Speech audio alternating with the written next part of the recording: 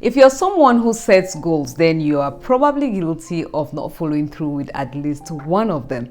I say this because one of the most challenging parts of pursuing our dreams is not in setting the correct goals, but in following through with them. That's why most people are starters but never finishers. And so in today's video, I'll be sharing with you a few quick tips on how to follow through with your goals this year.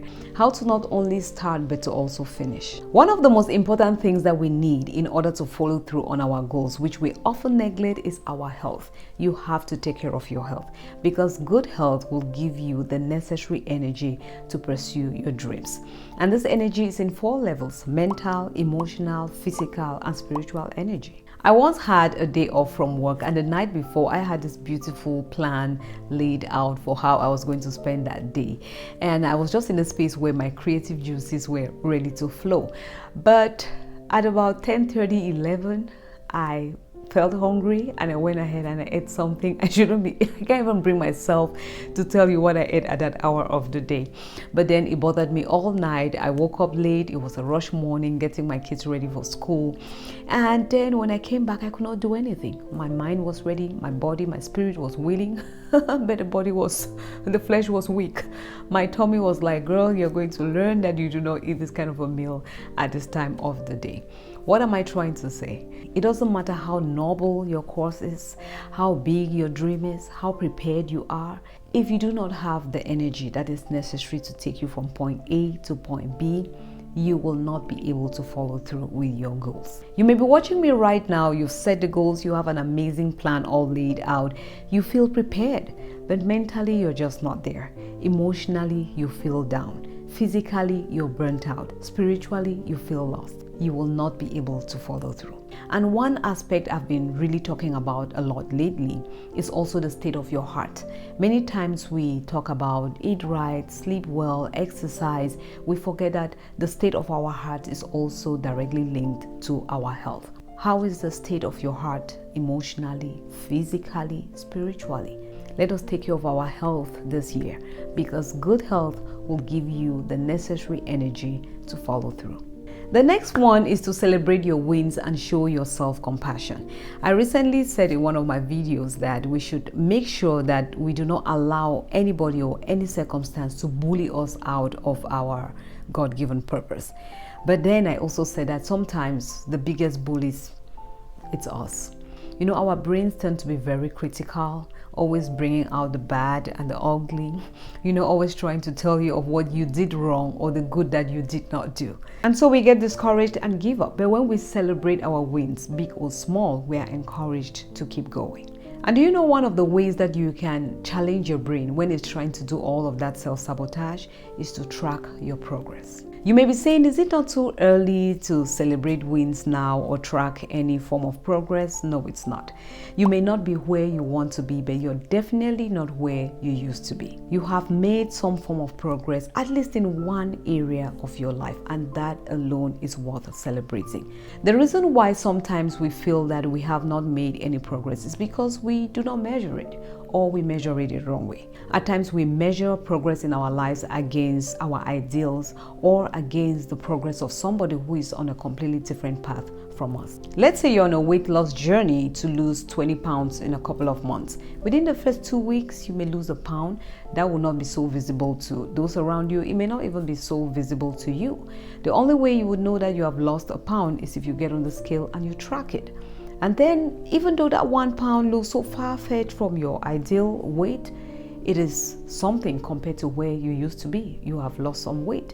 So tracking it encourages you. You feel like, therefore, what I'm doing is working. It's getting me somewhere. And you're going to be motivated to keep doing it because you believe that it will get you to your expected end. Someone said progress is not only measured in terms of what you have achieved, but also looking at what you had to overcome to get to where you are. The achievement may be this small, but when one looks at what you had to overcome to get to where you are, you probably have made more progress than somebody who had it all easy. So celebrate your wins when you have to. And that is why you should equally be compassionate. Show yourself compassion. I always say that when was the last time that you extended the same grace, the same mercy, the same second chances, the same tolerance that you show others to yourself. We tend to be very hard on ourselves, but sometimes it's very important to extend grace to yourself. And I'm not saying that you should hold yourself onto a low standard. No, keep it up there. Hold yourself up to a very high standard, because if you do not also make your goals a non-negotiable thing, it's easy to fall back. So you have to keep it up there. But as you're going on that journey, show yourself grace, show yourself some compassion. And if you're struggling with the idea of showing yourself grace, mercy, and compassion, let me make it easy for you. Just receive it. It's already been given to you. It's already been made available to you. Just recently, I was just observing some things. I made some observations and I was like, wow, only God can love us unconditionally. Only Him. Look around, you'll see a lot of conditional everything. Conditions attached to everything. Only God can love us for who we are. And so if you're struggling to even love yourself, to show yourself grace, mercy, and compassion, just sit there and receive it. It's already been given to you. Another thing that will help you is to have clear reasons for your goals. Is what you're pursuing right for you? Is it important to you? Do you really want that thing? Does it add meaning to your life or the life of others? Or is it something that you're just doing because of societal pressure? If your only reason for pursuing that goal is to please somebody, what happens when they are not pleased? You get discouraged and you will not follow through anymore. If you're doing it just to prove a point to that teacher who said you would grow up to be nothing in life, to those friends and family members who laughed at you, what will happen when you grow and come to that point in your life where you realize that, I really do not have to prove a point to anybody. I really don't have to prove a point.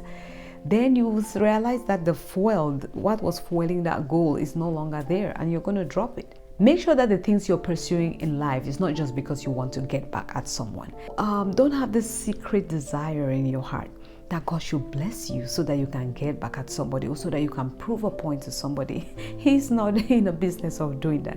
You have a precious gift that was put inside of you for good work, to bless somebody that will bring you fulfillment and bring glory to God. Yes, He has said that He would lay a table before you in the presence of your enemy. Yes, He has said that vengeance belongs to Him. Let Him handle that. Even the devil used to play those kind of a trick, right? He would say, Jesus, jump down from this mountain and prove that you are the Son of God. Even while He was on the cross, the prisoners, they were like, save yourself and save us, right? Come down from this cross and prove that you are the Messiah. But He was like, not now, right? He knew exactly when He was going to have the last laugh, when the devil was going to cry and be like, if I had known, I would not have crucified the Son of Man. He knew exactly when the rejected stone was going to be the cornerstone. I say all of this because life is very challenging, it's complex, we go through a lot of things, and it's very easy for the desires of your heart to be birthed from a very wrong place. When your goals are geared towards a greater purpose, it brings you true joy and fulfillment, and you are less likely to give up in the face of challenges. Now, you may set the goals, give yourself a pep talk, equip yourself with the energy that is necessary to follow through. It will still not get the work done. It still remains a dream until you start. And how do you start? By creating an effective action plan and including it in your daily schedule. Let me ask you, are there any activities in your schedule of today that directly or indirectly contribute or take you one step closer towards accomplishing your goals? Or are they just, a list of to-dos that have nothing to do with where you want to go? I've been there where I just checked off boxes, but then at the end of the day, I've been busy. I've done so much, yet I don't really feel fulfilled. I don't feel productive. If that's all you have been doing, then you're probably majoring in minor things and minoring in major ones.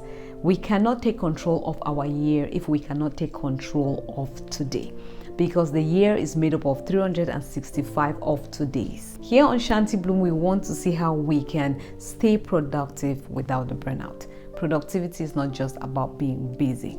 If you have put things in your daily, weekly, monthly schedule and you're still struggling to follow through, then you probably have more on your plate than you can handle. It's time for you to consider taking bite sizes. Create an action plan that lets you take one baby step at a time. You know, an elephant is eaten one bite at a time. The journey of 1,000 miles begins with a step. It takes little drops of water to fill the ocean. I recently had a conversation with my daughter. She said, "Mom, I'm so excited about high school, but at the same time, I'm kind of nervous and overwhelmed." And I took her back to when she started middle school. I said, "You started middle school at the time that we had just moved into a new state. You were new in town, no friends, in the middle of a pandemic, moving from elementary all the way into middle school. You had every reason to be overwhelmed, and you were. But what did we do? We decided that we would take one day at a time. You worried about that day, the homework, the assignments of that day, any problem of that day. We solved the problem of that day. You went again to school for the next day, and that next day became your today, and you worried about today. And tomorrow kept taking care of itself." Take that same spirit to the high school. Worry about each day at a time. It's good. Look at the end. Let it excite you. But the only way to keep the excitement but take the overwhelm out of it is to take one step at a time. It's really my desire that this community, this purpose-driven community right here on Shanti Bloom, let us pursue purpose in a way that we do not only enjoy the thrill of the summit, we do not only enjoy the thrill when we have arrived, but we actually have a joyful journey, an enjoyable journey. And please, I'm not trying to make light of the fact that pursuing your dreams entails hard work. It's hard work. Any dream worth pursuing is hard work, and it can be overwhelming because it's going to require you getting out of your comfort zone into a strange territory. It's going to take a lot out of you. But all I'm saying is that do it afraid. Don't wait for the time that it's going to be easy, because it's not going to be easy. But do it afraid, but do it in such a way that you don't experience burnout unnecessarily. Do it in such a way that you do not overwhelm yourself to the point where you are no longer productive, to the point where you lose sight of what you were even pursuing in the first place. And finally, another thing that would really help you to follow through is that make time for leisure. Make time for fun, make time for play. And don't just put it in your mind or in your head that you're going to do it, because it will never happen. Actually allocate time in your daily, weekly, monthly, yearly schedule to do so. If not, you would find yourself in the middle of a busy work, and you'll be distracted by all those other fun things that you want to do. You'll be thinking about that movie that you had to watch. You'll be thinking about that friend who wanted you guys to go to the mall and do some shopping. You'll be thinking about some other things.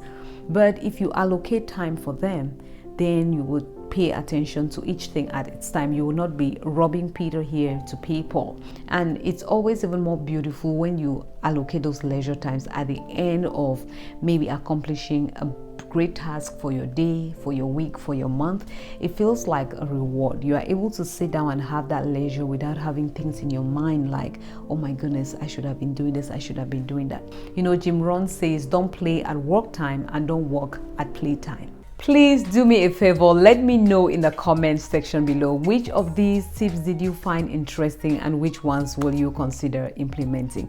I will also be very grateful if you give this video a thumbs up, because it's going to help this video to be pushed out to many more people. And if you have not subscribed to the channel, then please consider doing so. Come on and join this beautiful family of bloomers, and let us continue on this purpose-driven journey together.